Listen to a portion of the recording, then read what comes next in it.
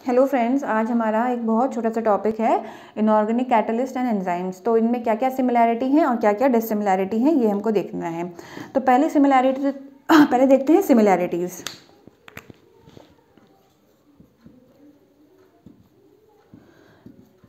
Similarities क्या क्या हैं कि दोनों रिएक्शन के बाद, चाहे इनऑर्गेनिक कैटलिस्ट हो या एंजाइम हो, दोनों रिएक्शन जब कंप्लीट होती है, जिस भी रिएक्शन को ये कैटलाइज करते हैं, तो ये दोनों अनचेंज्ड रहते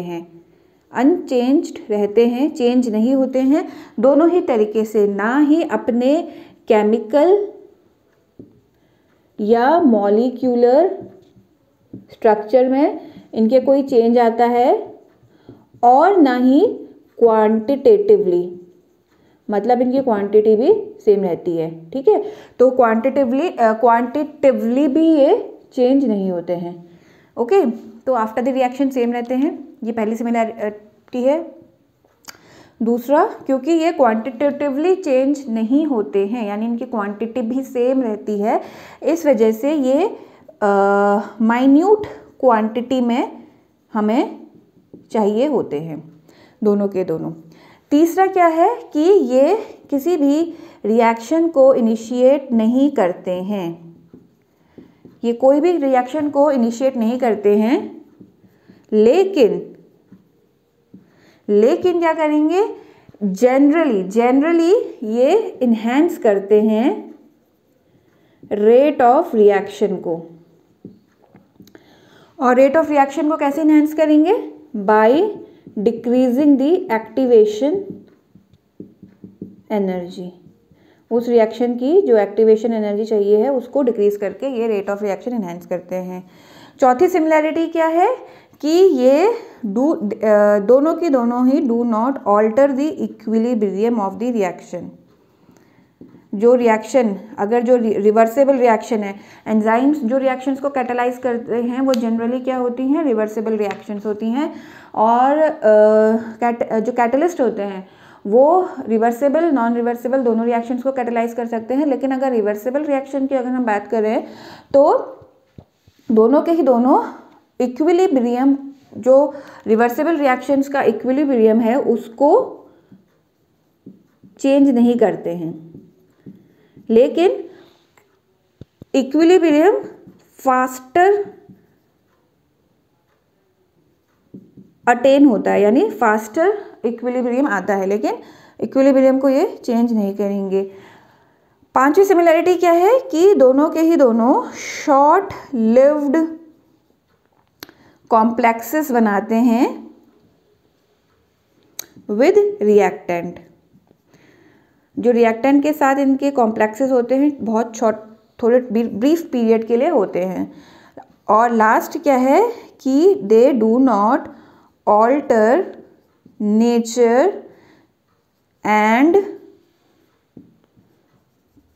क्वांटिटी ऑफ प्रोडक्ट। तो जो प्रोडक्ट बनता है उसके नेचर को भी ये चेंज नहीं करते हैं।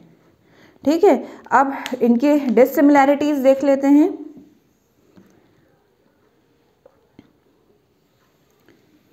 यहाँ एंजाइम्स हो गए, यहाँ कैटलिस्ट हो गया। तो पहला तो ये है कि कैटलिस्ट जनरली इनऑर्गेनिक होते हैं, एक्चुअली इनऑर्गेनिक भी हो सकते हैं और ऑर्गेनिक भी हो सकते हैं। एंजाइम्स हमेशा ऑर्गेनिक ही होंगे क्योंकि वो प्रोटीनेशियस होते हैं। ठीक है, ये हो गया पहला। दूसरा क्या है, इनका मॉलिक्यूलर वेट जो होता है कंपैरेटिवली कम होता है और इनका कंपैरेटिवली हाई मॉलिक्यूलर वेट होता है। तीसरा क्या है कि ये नॉन बायोलॉजिकल रिएक्शन को कैटलाइज करते हैं और ये बायोलॉजिकल रिएक्शन को कैटलाइज करते हैं।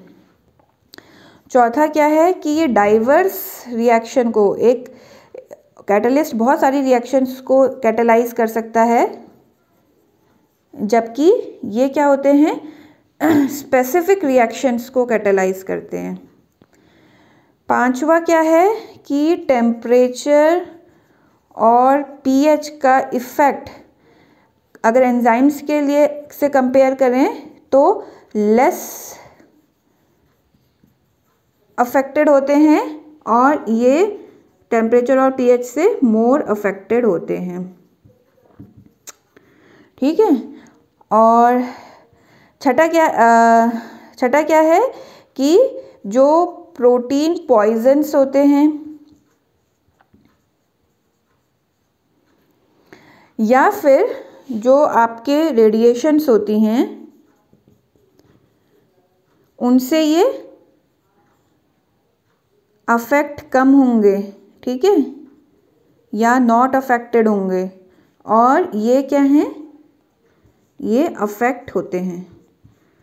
अच्छा, अब क्या है कि इनका मॉलिक्यूलर वेट कम होता है, तो एक पॉइंट आप और जोड़ सकते हो कि ये छोटे छोटे मॉलिक्यूल्स होते हैं, ठीक है, स्मॉल मॉलिक्यूल्स होते हैं, और ये कॉम्प्लेक्स मैक्रोमॉलिक्यूल्स होते हैं। ठीक है, इनफैक्ट 3 डायमेंशनल होते हैं, टर्शियरी स्ट्रक्चर होता है ना। तो ये डिफरेंसेस और सिमिलैरिटीज़ हैं। तो अगर ये समझ आया होगा तो प्लीज़ इस लेक्चर को लाइक, शेयर एंड सब्सक्राइब करिएगा। Thank you.